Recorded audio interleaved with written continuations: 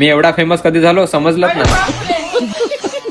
नीम का पत्ता कड़वा है पाकिस्तान है. गजब बेइज्जती. क्या बात है सर, क्या बात है सर. हॅलो मंडळी, केम छो, कसं काय? आज आहे 15 ऑगस्ट आणि आपण निघालोय जव्हारला स्वातंत्र्य दिवस साजरा करायला. सर्वात पहिला फ्युल अप केला ना दिपक भाऊची बाईक तर बघा सेम टू सेम आपल्यासारखी एकदम पप्पीश्वर. मग भेटले आपल्या फिरस्ती ग्रुपचे लीडर मिस्टर भागेश. नवीन कॅमेरा घेतलाय तर दात बघा कसा काढतोय. 20 किलोमीटर बाईक चालून आलो तेवढ्यात पूर्ण माकामाक 2 रायडर्स अजून जॉईन झाले न पोचलो पालघरला. इकडे जवळजवळ 10 रायडर्स जॉईन झाले. सर्वांची भेट करून निघालो पुढे. विक्रमगड मध्ये पोचलो ना आपले एवढे चाहते भेटले की काय बोलू. मी एवढा फेमस कधी झालो समजलंच नाही.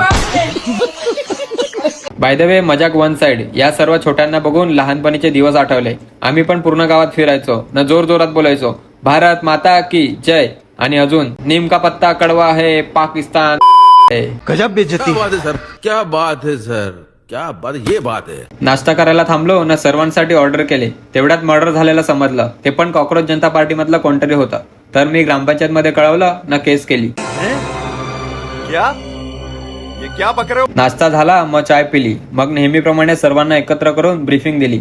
सर्व रूल्स अँड रेग्युलेशन सांगून कचकन एक फोटो काढला न जव्हारचे वळणदार रोडची मजा घेत निघाले पुढे. जव्हारच्या फेमस शिवनेरी धाब्याकडे थांबलो कारण भाऊची बॅटरी डूज झाली होती. दात काढले, बाईक पार्क केली न पोचलो शिरपामाळ. हेच लोकेशन जिकडे आपण आपला स्वातंत्र्य दिवस साजरा करणार आहोत. थोडस चाललो न पोचलो.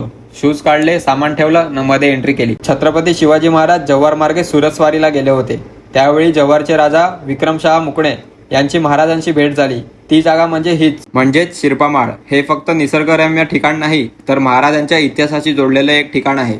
आम्ही आपला तिरंगा तिकडे लावला आणि ग्रुप मधल्या मोठ्या दादांना झेंडावंदन करायला सांगितले न मग राष्ट्रगीत गायलो. हा जो दिसतोय तो खडखडा डॅम आहे. आपण जाणारच आहोत पण त्याआधी ड्रोन मध्ये कसा दिसतोय ते बघा. बस एवढंच. इतने में इतना ही मिलेगा. हे बघा आजी आजोबा या वयात पण किती मजा करत आहेत. आणि तुम्ही कधी निघणार? निघा हो निघा. यांना बघून तरी निघा बाहेर. दुसऱ्या लोकेशन कडे जायला निघतच होतो तेवढ्यात नजर गेली निसर्गरम्य दृश्याकडे म्हणजेच नांगरणी. मस्त पाऊस चालू झाला न चहावर ताव मारला. सर्व रेडी झालो न निघालो. खडखडा डॅम आणि बरंच काही नेक्स्ट पार्ट मध्ये बघायला भेटेल. तर स्टे ट्यून. फॉलो नसेल केलं तर करून घ्या. भेटूया नेक्स्ट पार्ट मध्ये. तब तक के लिए बाय बाय.